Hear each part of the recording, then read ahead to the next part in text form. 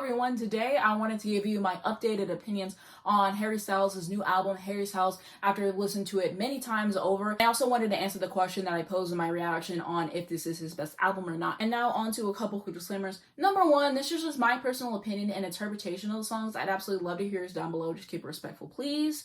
I'm going to be reading on my phone as I always do. Sorry for any background noise or just particles that may occur throughout this video. Everything that I referenced to make this video mention will be linked down below in the description if you're curious. Lastly, if I have any notes that we get to that, check down below. I might have a pinned comment. Let's get into it. So I decided to do this one a little bit differently than I did for the Lorde video whenever I talked about my updated opinions. And I just organized all these songs into tiers like I do whenever I have the ranking videos and whatnot. And generally there's no order in the tiers or at all. I'm just reading them in the order that I wrote them down in, except for this first tier. So the first tier is called All Aloud. These are songs I can enjoy in context of the record, but I don't see myself going back to these outside of it. The first song that I have written down is going to be Cinema. This is still my least favorite song on the album. I just think that it's one of the weaker songs in terms of like the songwriting. It's a little bit too repetitive for my taste. And at this point, I've gotten used to it. It doesn't bother me as much as it did on first listen, but I just think that the tracks above this are stronger and are going to have more replay value for me in the future. I will say that the song has grown on me a little bit since my first listen, and I can see why people like the song. It's just never been a favorite for me personally. I could definitely see this becoming a song that I skip a lot in the future. We're gonna have to see what happens there. Next up is going to be Daydreaming. This is a cute song.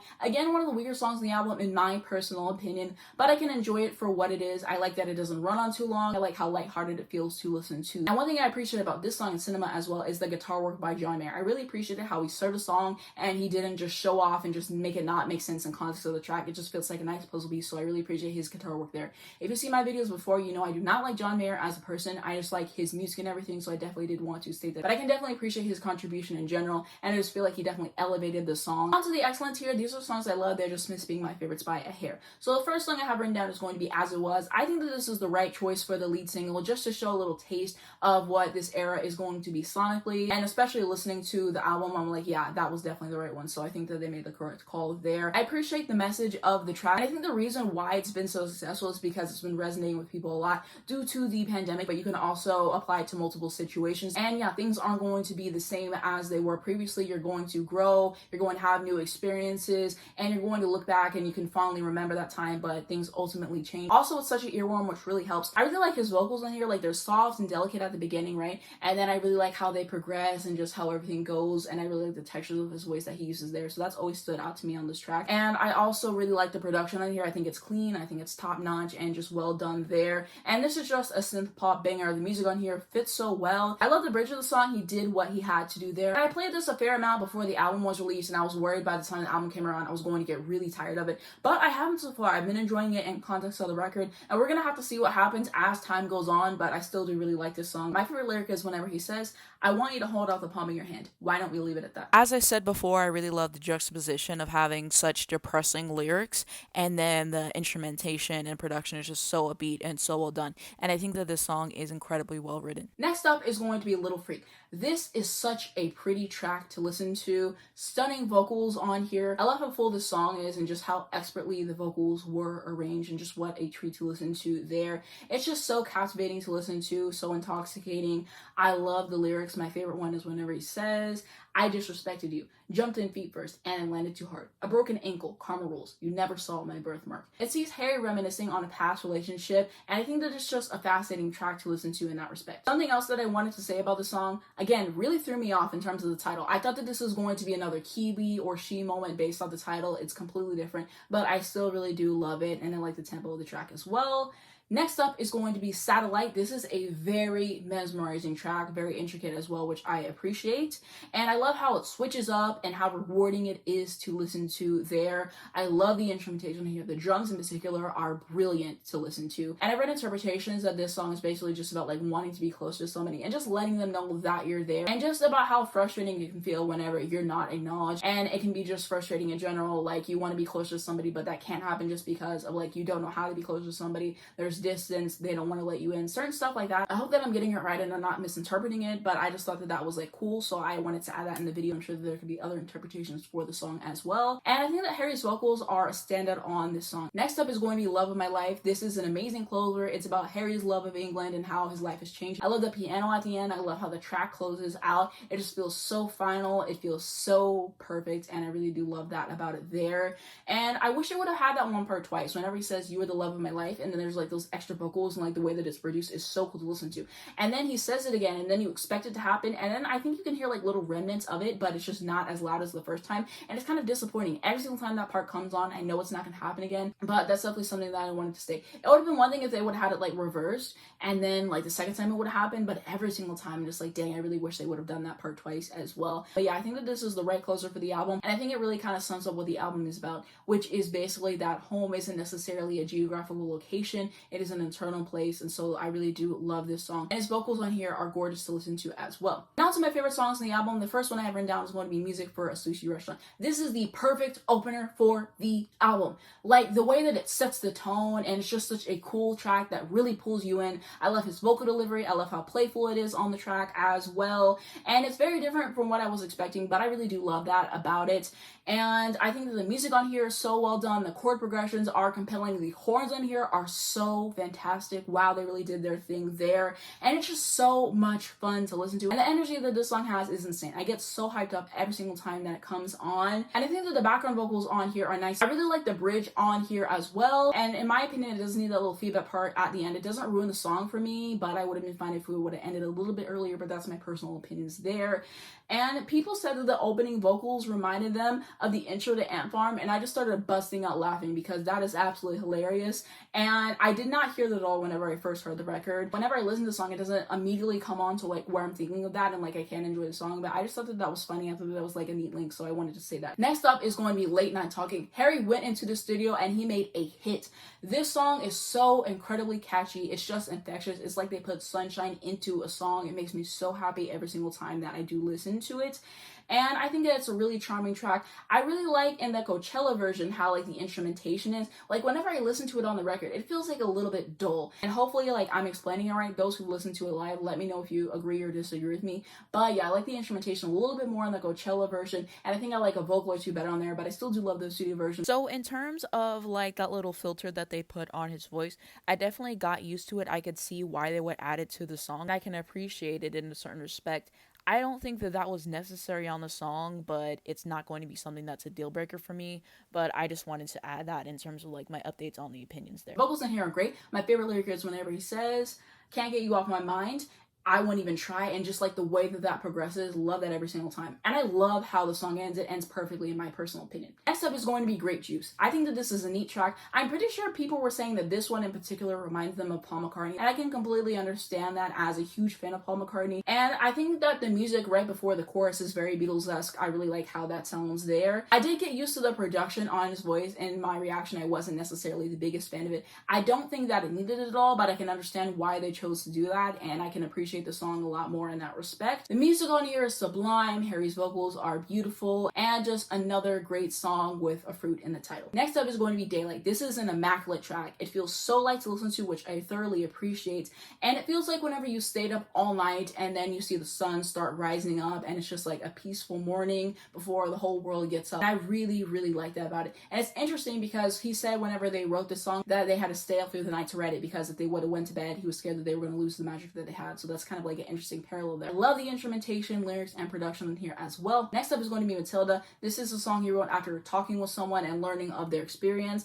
And this song is very well written. I can appreciate the attention to detail that was put into every single lyric of the song. And I know that it hits deep for a lot of people in a lot of different situations as well. And the bridge on here, phenomenal in terms of like his vocals. I like the way that it's set up. I like how it like elevates the song and just perfect. I really love that part so much. I love the guitar in here as well. It doesn't overpower or overshadow anything. It just is perfect right where it is. And I really appreciate the message of the song, which is you shouldn't feel bad for leaving behind your family who mistreated you. And if you want to start your own family, you can do that and like break that cycle. And so I think that that is a nice message to have in a song. And I just appreciate again the care that went into writing the song. I think that that is important. And objectively, I think that this is the best song on the album. Next up is going to be Keep Driving. This is a breezy, pleasant track to listen to. This is one of the songs that I feel like really sums up the album sonically and just like what it's going for in terms of like the themes of like domesticity and all of that.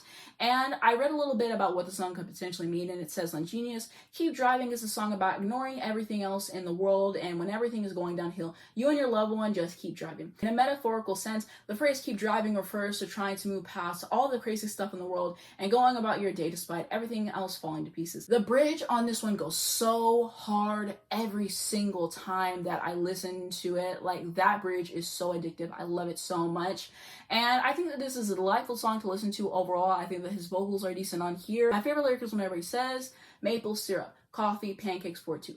Hash brown, egg yolk, I will always love you. And the last song in this tier is going to be Boyfriends. I think that this is a lovely track. I don't understand why out of every song that you could hate on in this album, people pick this one. It's giving tasteless. It's like whenever people were hating on Cherry on his last album or Sweet Creature on his first album. I really don't get how you can hate on Sweet Creature especially, because in my opinion, that's the best song on his first album and one of the best songs in his entire discography. But yeah, I really don't understand why people do not like the song. If you don't care for it, let me know down in the comments, because I'd be really curious to know what the reason is. The guitar in here is intriguing to listen to. Impressive vocals on here. I really like the lyrics as well. And the reverse part at the beginning wasn't necessary in my personal opinion. It doesn't bother me again that much, but I could live without it. And the last thing that I wanted to say about the song is that the bridge is so satisfying to listen to in terms of like the way that it's delivered. And yeah, I just absolutely love the bridge there. I know you guys might be wondering, what is your favorite song on the album? And the answer is, I do not have one. Normally, whenever I listen to albums for this long, or maybe after the first or second listen or whatever, I'm like, this is the one. This is my absolute favorite.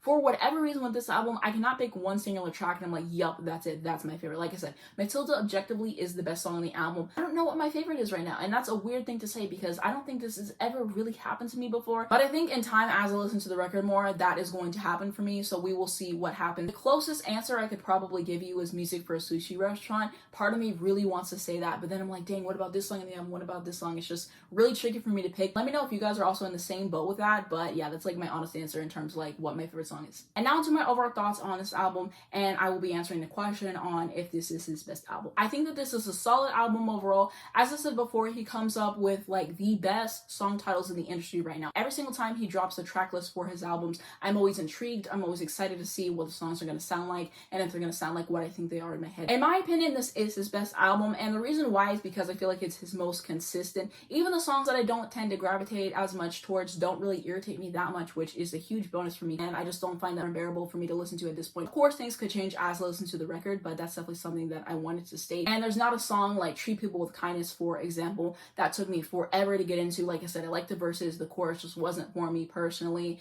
and so I skipped that one a lot. Sometimes I can listen to it, really depends on what mood I'm in. Watermelon Sugar I skip because it's overplayed, not because it's a bad song. Woman I don't like on his first album because the chorus is just too repetitive in my personal opinion, and I just feel like the other songs are better, but I don't really think that that's that bad of a song. I just never really personally listened to it. And I feel like his songwriting is a lot better from his first two records. I feel like it's gotten stronger, a little bit more personal, so I can always really appreciate that. And I'm glad that we have more bridges on this album, because I said in the past I would like to see him write more of them, and he did. And like I said, oftentimes those are my favorite parts of the songs, and I just really love every single bridge on this album, so he did what he had to do there, and I thoroughly appreciate that. And I feel like they can elevate a song so much and make it have even more replay value for me. And I appreciate the concept of this album once again, which is that home isn't a geographical location, it is an internal feeling. And generally, I really like the production of this record. Very cleanly produced, very streamlined, intricate when it needs to be, and I feel like it's exciting to listen to there. And I think that the instrumentation on here generally is wonderful. Stunning vocals by Harry on every single song on here. Shout out to the background singers who did their thing as well. Shout out to the producers on this album. Shout out to the instrumentalists on this album, the engineers. Shout out to everyone who worked on this album and made it what it is, because I really appreciate all the effort that went into this. Sonically, it incorporates synth pop, pop funk, pop rock, and I really appreciate that.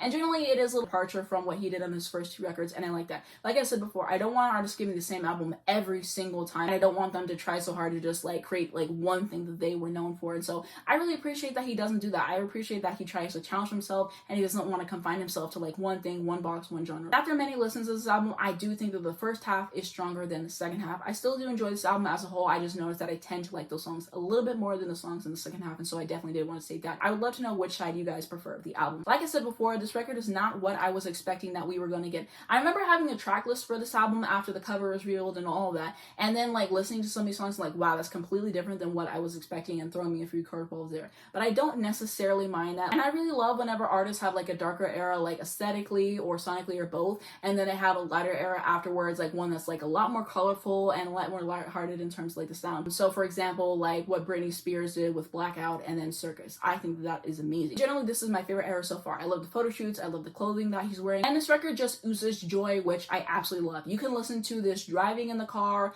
at a party, at home, and still really enjoy yourself. The way that I like to listen to this record is having it cranked up on a speaker or just having it at a decent volume on my headphones to where I can really soak in the production and everything that's going on, because this is an intricate record in a lot of respects. And so that's the way I like to listen to it, and I like to just focus on the records. It works nicely in the background as well, but I think it sounds best whenever it's cranked up, because you can really get into everything that's going on. You can really get into the energy. It feels so comforting to listen to, and generally I'm very satisfied with this record overall. And I'm glad that he made what he wanted, and I appreciate the differences from his first two projects. He's not reinventing the wheel, he's just being himself and making music that he wants to make, and so I really appreciate that. And I love the album cover. I think it's so cool how everything is upside down. And I kind of explained what I thought that it meant whenever I reacted to this album, but then it kind of didn't really make that much sense whenever I was watching it back, and normally I would just cut that part out and I would do a voiceover. But I already did multiple voiceovers for that video, and I spent like forever editing, and I just didn't feel like adding in another part. So I will explain it again here, and hopefully it makes sense. And so basically I think the reason why everything is upside down is because he said whenever he got famous, he was just working all the time. He barely ever saw his family, visit home, that type of thing. And then we know that the pandemic happened, and that really stopped everything. You couldn't travel. You were forced to sit at one place inside your home. There was only certain places that you could go. And so he said that it forced him to kind of slow down, take more time with family, redefine what working meant to him. He says he loves it, but he doesn't want that to be everything that he does. He wants to be able to turn it on and off and like have more of like a hard stop between work and like his personal life. And so that's kind of like why I think everything is like all upside down, because it's like disorienting, like going and being like, what is home to me? And like I thought I knew what it was, but now I'm kind of confused in it. So I think that's why like everything is upside down. And also kind of like sometimes how you come back home and you think something is in a certain place, and then it's like, wow, that's in like a completely different place. Also, there can be certain rooms you don't go into, for example, and so you have no idea what the situation is there. And so that's why I kind of think everything is like upside down and disoriented. That's like my kind of theory there. And then he's having that more introspective pose and everything, and it just looks like he's really thinking of everything. He's trying to make sense of what is in front of him, what is home to him. And I think that's why it looks the way that it does. And so I think that is why he chose to do it that way. Maybe I could be wrong. Maybe they just liked how it looked better that way and like, let's do it. Maybe he wanted to just have something that was intriguing, that was going to make people want to listen to the album. I don't know, but like after I really thought about it and listening to the record and everything, I think it makes perfect sense. But I'd really love to know what you guys think. And if you guys have a theory, let me know down below in the comments, because I'd absolutely love to read them. This is one of my favorite album covers that's come out in the past few years. I think that it's just gorgeous. And I also really appreciate the color palette of this album, and people were pointing out how it's very similar to the color palette of his first two albums particularly. So I'm definitely wondering in the future with his next album if he's going to switch up the color palette and give us different colors, or if he's going to continue that, and we'll have to see what happens there. I can completely understand why you would like his first two albums more. Like the first one is a lot more rock, the second one is more pop, it's a little bit more psychedelic, and it has like some folk elements there. So I can get why you would like those more than this one. I said in my reaction that this was going to be divisive in his discography, and I was right, because I was on TikTok and then I saw people saying like it's not going to top his first album from them, and like a lot of people agreeing. Obviously people have their preferences, not everybody feels that way, and I saw people saying this was like his Sweetener, which I thought was really interesting, because Sweetener for Ariana was a more experimental album and very divisive in the fan base. To this day there's people who do not like Sweetener, and they think that Pharrell ruined the production. I am not one of those people. I love that. That's probably my favorite album besides The Light Is Coming and Blaze. I don't like the songs. I skip those every single time, but overall I love that album. I actually did a video on it, which will be in the cards right now if you guys like to check that out and get my more in-depth thoughts on that record. But that was really intriguing to me, and it just has me wondering, what will he do next? Is his next album going to be more so like a thank you next in terms of like how people receive it? I'm really curious. That's definitely something that I wanted to state and something that I think is important. I'm wondering, some people who didn't like this record at first, maybe it's gonna grow on them. Maybe the next album will come out and they'll come to appreciate this more. We're gonna have to see what happens, because whenever Sweetener first came out, people were dragging it. People hated it so much. Like I said, there's people to this day who still do not like that album, but there are some people who come around on it and act like they never hated it in the first place. So we will have to see there, but I definitely had to have that because it's just something that's really stuck out in my mind. In regards to the sound of his next album, I'm wondering if it'll kind of sound like 90s pop or whatever, because if you really think about it, his first album was more so of like the 60s, Fine Line more so of the 70s. This album, people said it sounds like the 80s, and I would agree with that sentiment. So I wonder if it's going to sound like the 90s or if it's going to sound like something completely different. I wouldn't be mad if he did another rock album more so in the vein of his first one. Like I said, I don't want him to just try to rehash the first one, which I don't think he would try to do anyways. but I wouldn't mind if he went back to that kind of sound necessarily, that kind of idea. Or I wouldn't mind if he went more psychedelic, but I'm really curious to see what he's gonna do next. And I kind of wanted to just mention that maybe it'll sound like the 90s, maybe it'll be something completely different, but I kind of wanted to have this in this video and kind of see how it ages over time. And I'm probably completely wrong and everything, but I wanted to add that. What do you guys think the next album will sound like? Let me know in the comments. And like I said before, after the announcement, I started listening to his past records a little bit more and appreciating them and seeing things that I didn't necessarily see before. And I went from more so being a casual fan to kind of a stan. Like I said before, I don't really like that word, but I'm very plugged into what he does now. I'm very interested. Whenever he comes out with a new record, I'm going to be listening to it. I'm going to be purchasing it. Like, he's just really made a big fan of me with like everything that he's been doing. And like I said before, I really appreciate that Harry only has one version of each album, like a super clean discography. There's only going to be one version of the album, a certain amount of songs. You're not going to wait 3 seconds later and then boom, it deluxe, like all the artists are doing nowadays and whatever. So I really appreciate that aspect about this album as well. Something that I wanted to add is I really love the sequencing of this record. I love the way that it flows. I really appreciate the thought that was put into it. And Harry said that he really stresses about that and he understands the importance of it. And I think that that really comes through in this. And I really, really appreciate good album sequencing.